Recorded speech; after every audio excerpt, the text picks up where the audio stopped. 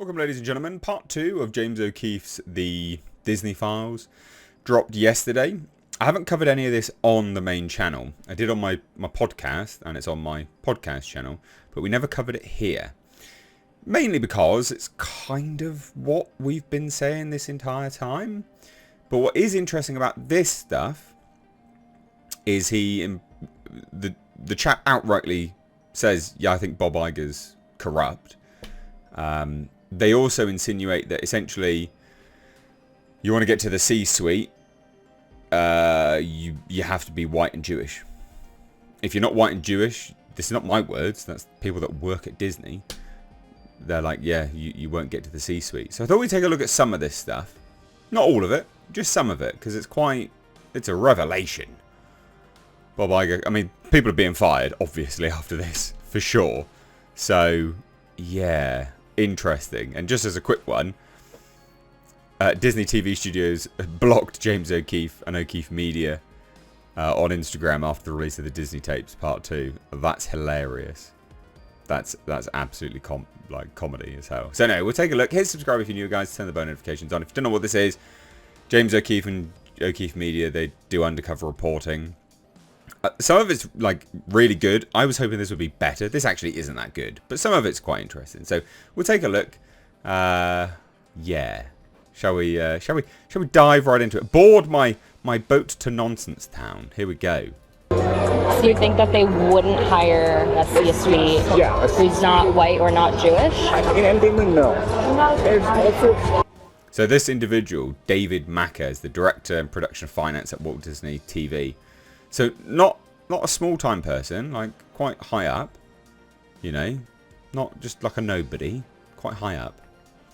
Like glass ceiling for that. I feel like it's not, there's a glass ceiling, it's not quite like being breached yet. You're not going to see a CFO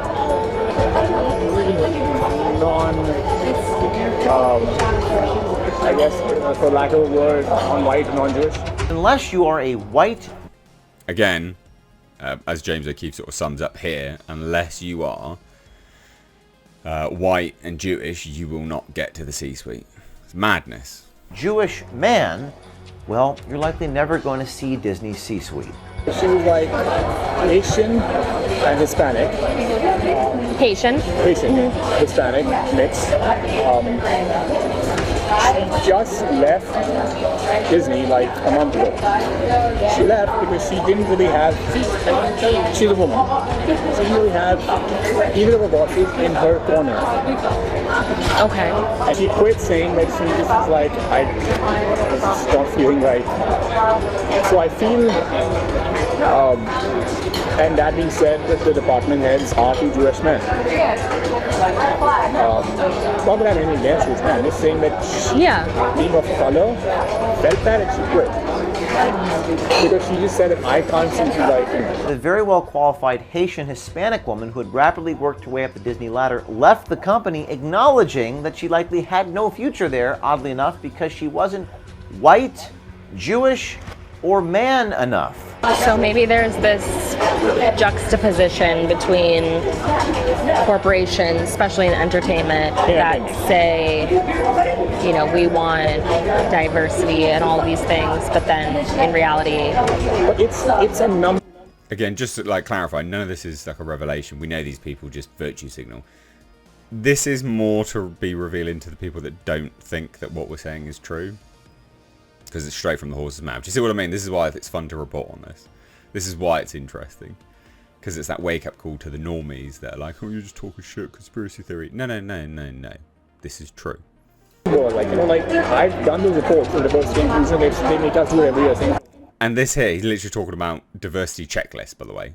okay, like, look at the shows, tell us the diverse cast, all crew members are in there. So you've seen number count go up. I'm like, yes, it's gone up, but I feel like that's like a forced metric. Does every department have diversity spreadsheets? I'm seeing a pattern here. And that is from Disney's hiring practices. What about like the LGBTQ? Yeah. I want to see them do it more in like the kids' shows. That'd be great, yeah. It's the way the world is. You can't like... This one's not actually that revealing, to be fair, just as an FYI. pretend it doesn't exist, right? Yeah. And say like, oh, we're just going to show like one section of society. That's all the world is. The world is like full of everybody, Right. and that should be on screen. So, Disney's philosophy is that you're never too young to learn about the LGBTQ agenda. Do you think Bob Iger is corrupt? This is the revelation. Now, yes. Now he just wants to stay in power. He, like many, believe Bob Iger is corrupt. And if you look at the recent filings of Disney shareholder Nelson Peltz, it seems others carry the same sentiment. Last week on the... I will say this, I don't know how sort of recent this is, because the whole Nelson Peltz thing has been and gone. He's not even a shareholder anymore. I think he's got rid of all of his shares. So we'll take a look at a little bit more here. But there's not... The highlight reel is really, really good. The highlight reel is really, really good. This is interesting, though. It does talk about diversity being shoehorned, right? And again, stuff that we've said. Feels like a weird... Orchestrated, Yes, kind of. that's the word, orchestrated, right? Like we did a show called Death and Other Details. What's it called? Death and Other Details. Okay. It just came out a couple months back. I missed it. Now, it's a whodunit. The good star cast. The main lead was a really big actor. He is a very big actor. Okay. It flopped. The audience didn't connect. According to Dave, the cause and failure of one of Disney's many flops was again attributed to trying to force DEI into programming where it was not only out of place, it was highly inauthentic. It happens. Yeah. But, if you did the analysis, the post-mortem of it, you're just like, why?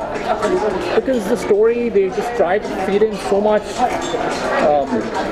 diversity and they took away from what could be authentic. It just didn't feel authentic. Yeah. I will say this is like obviously a woke person talking about all of this. So can you imagine just how bad this would have been for them to realise? Remember? Because they think anything's authentic, they just don't care. Right? So, yeah.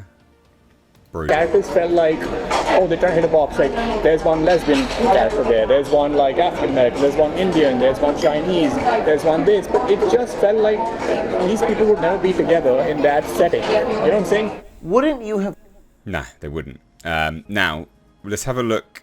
He talks a little bit about Elon Musk and stuff like that. That's fine. I don't particularly care about Elon Musk, quite frankly. But then he does talk about, and here's the Bob Iger stuff. Where is it? I think it is here. So having heard all of this, what do you think Dave thinks of Disney's CEO, Bob Iger? Do you think Bob Iger is corrupt? Now, yes. Now he just wants to stay in power. He came with a 2-year promise. In 2 years, I'll turn the company around and I'll get you a new CEO. He extended that to 2026. He got rid of a few people who were like, who could have been against him. He got rid of her. Like one CFO, Christine McCarthy. She was the CFO of Disney. He got rid of her. That's why I felt like, okay, I see this. Like he's removing any potential threat. She could have been CEO. Yes, you heard that right. He, like many, believe Bob Iger is corrupt.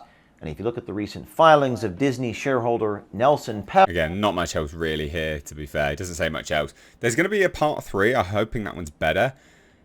But it's just fascinating. Literally, people at Disney are like, yeah, Bob Iger's corrupt. Yeah, we're doing this. Yeah, we're too much. Yeah, it's not. Yeah, it's too diverse. Blah, blah, blah.